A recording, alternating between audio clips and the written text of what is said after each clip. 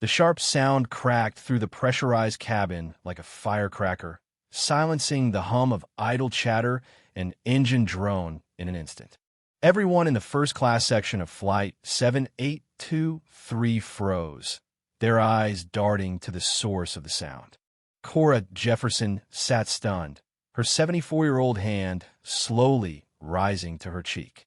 The stinging imprint of a slap burned hot on her skin, her fingers trembling not from the pain, but from the sheer disbelief. For a suspended moment, even the air seemed to pause. The flight attendant who had delivered the blow stood frozen in place, eyes widening in horror, hands still partially raised as if trying to catch the motion she had already made. The flush of panic spread across her face as she realized what she had just done. Cora, regal even in her shock, calmly reached for the call button she had pressed 3 times already in the last hour. A simple request for a cup of water, nothing more, had inexplicably escalated to violence. "I'd like to use the phone, please," she said quietly, her voice carrying more authority than volume. "I need to call my son." Nobody on that aircraft, least of all Dana Schultz, the flight attendant, now staggering backward in panic, had any idea who the quiet, elderly black woman in seat 2A truly was. Cora Jefferson was the mother of Langston Jefferson, the famously private billionaire and tech visionary whose innovations had revolutionized global data networks and digital security. And within the next 45 minutes, Flight 7823 would be rerouted to a secure tarmac, triggering a confrontation no one aboard would forget. That morning had started unremarkably for Cora. She rose at dawn like always, her cozy brownstone in Bridgeport awash in sunlight. Despite Langston's insistence that she take the private jet, Cora had declined as usual. "Let the neighbors talk if they want," she had chuckled during their call the night before. "But I'll get there just fine like a regular person. I haven't forgotten where I come from just because my son's name is on half the tech in this world."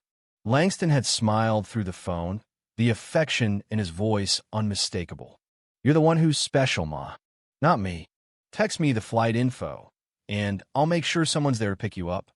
As she packed her small carry-on and waited for the cab to arrive, Cora reflected on how much the world had changed and how much she hadn't. Her coat was pressed, her hat perfectly angled, her boarding pass folded neatly in her purse alongside a leather-bound paperback. At the airport, she had moved through security with the precision and grace of a retired school principal because that's exactly what she was. 40 years of teaching had made her observant, composed, and unfailingly courteous. When she boarded the plane and found her seat, she tucked her handbag under the seat and surveyed the cabin with mild interest. That was when she noticed Dana Schultz. Everything about the flight attendant's posture, her clipped movements and overextended smile, suggested stress. Cora made a mental note: be extra kind. But kindness, it seemed, wasn't going to be enough. About 15 minutes after takeoff, Cora had pressed the call button for the first time. She needed a small glass of water to take her blood pressure medication. Dana glanced in her direction, but turned back to her lively conversation with a man in business class. 5 minutes. 10. Cora pressed the button again. Still nothing. On her third attempt, Dana finally approached with a brittle smile. "We'll be starting beverage service shortly, ma'am," she said flatly, reaching to deactivate the call light. "I understand, but I do need water now for my medication," Cora said gently. Dana's eyes flicked over her, pausing a beat too long on Cora's modest attire. "I'll try," she said, already turning. Cora watched her stride toward the businessman who hadn't even used the call button in return with a scotch and a flirtatious smirk. By the time the beverage cart made it down the aisle, Cora requested water and cranberry juice. "We're out of cranberry," Dana said without checking. The woman in seat 2B looked up from her laptop. "You just served cranberry to that man in 4D, she said pointedly. Dana flushed, then reluctantly reached down and retrieved the can. She poured sloppily, spilling droplets on the tray table, and rolled the cart away without apology. "I'm Melissa Grant," the woman beside her said. "Is she always like this?" "She's having a hard day," Cora replied, dabbing the spill with a napkin. "That's no excuse, of course. But there's no need to escalate." Turbulence rocked the plane a few minutes later. Dana staggered past, brushing against Cora's tray and knocking her reading glasses to the floor. As Cora unbuckled to retrieve them, Dana snapped, "The seatbelt sign is on." "Yes, but my glasses." "Are you refusing to follow instructions?" "No. Cora exhaled. "They were a gift from my late husband. I'll get them later." "Sit down, please." But Dana never returned. After 20 minutes, Cora finally leaned down and retrieved the glasses herself. One lens had popped out, the frame bent. Just as she was sitting upright, Dana appeared again. "What are you doing?" she demanded. "You can't just ignore safety procedures." Cora calmly replied, "I'm sorry. The seatbelt sign was off, and I needed to get my glasses." "You're not the only one on this plane," Dana hissed. "You're not special." Cora reached out, gently touched Dana's wrist. "I'm only asking for." The slap came so fast, so hard, that Cora's head snapped to the side. A collective gasp rippled through first class. A phone lifted. Melissa shouted, "Are you serious right now?" Dana stood in stunned silence. "I'd like to use the phone," Cora said, pressing her fingers to her cheek. "I need to call my son." 35,000 feet above the Midwest, Langston Jefferson received the call on his secure line. When his assistant handed him the phone, concern etched his features. "Mama." "I'm all right," she said softly. "But a flight attendant just slapped me." There was silence. Then a cold, focused calm overtook Langston's voice. "Who is she?" "Dana Schultz." But Langston didn't make a scene. "I just needed you to know. There's a young man recording this. I think it's already spreading. Thank you for telling me. I'll handle it." She exhaled. "You always do." Langston hung up, turned to his assistant. "Give me the CEO of Continental Air on the line." Now. Within 15 minutes, he had Dana's personnel file on his screen, along with the flight plan, the passenger manifest, and the aircraft model. When the airline CEO, Bernard Klein, came on the call, Langston was calm and exact. "A flight attendant on flight 7823 assaulted my mother. Her name is Dana Schultz. I want that flight rerouted to the tarmac in Burlington.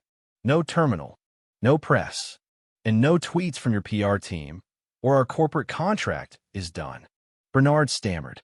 "We'll do everything you ask." "No," Langston said. "You'll do exactly as I instruct. And she's not to be terminated until I speak with her directly." Dana sat trembling in the jump seat as the captain relayed new instructions. They were landing at a remote area of the airport. Dana knew what that meant. "Captain," she asked, "am I being arrested?" "I don't know," he said, "but you assaulted a passenger. And her son is a billionaire." At the gate, security vehicles lined the tarmac. Langston stood beside two black SUVs, arms folded. He wasn't here for show. Cora exited first, greeted her son with a soft smile. "Whatever you do next," she whispered, "remember mercy." Dana descended next, flanked by security. Her face was pale, eyes red. She looked like a ghost of the woman who had once snapped with authority. Bernard met them on the tarmac. "Mr. Jefferson," he said, "Dana is prepared to resign and accept any consequences." "She's not fired," Langston interrupted. "We're going to talk first, and my mother will be present."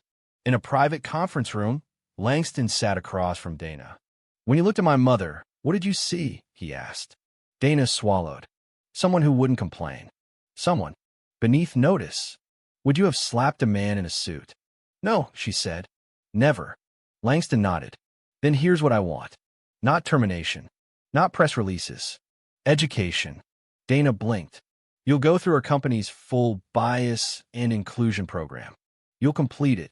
And if you show growth, you'll stay. If not, you're done." The CEO objected, but Langston cut him off. "Or we take our $25 million travel contract elsewhere." Cora finally spoke. "Dana, if you had the chance to try again, what would you do differently?" Dana choked on emotion. "I'd see every person as a human being. Not a stereotype. Not a hassle. Just someone worthy of respect." Cora nodded. "Then prove it." 6 months later, Cora boarded the same flight, 7823. Dana met her at the cabin door with a calm, respectful smile. "Ms. Jefferson," she said. "It's an honor to serve you again." Cora smiled back. "It's good to see you, Dana." Dana poured water and cranberry juice without being asked. "I remembered," she said. As the plane soared above the clouds, Cora watched the young woman who had once slapped her now move through the cabin with quiet dignity and grace. And she thought, some lessons can't be taught in classrooms. Some can only be learned in the long, uncomfortable arc between who we were and who we choose to become.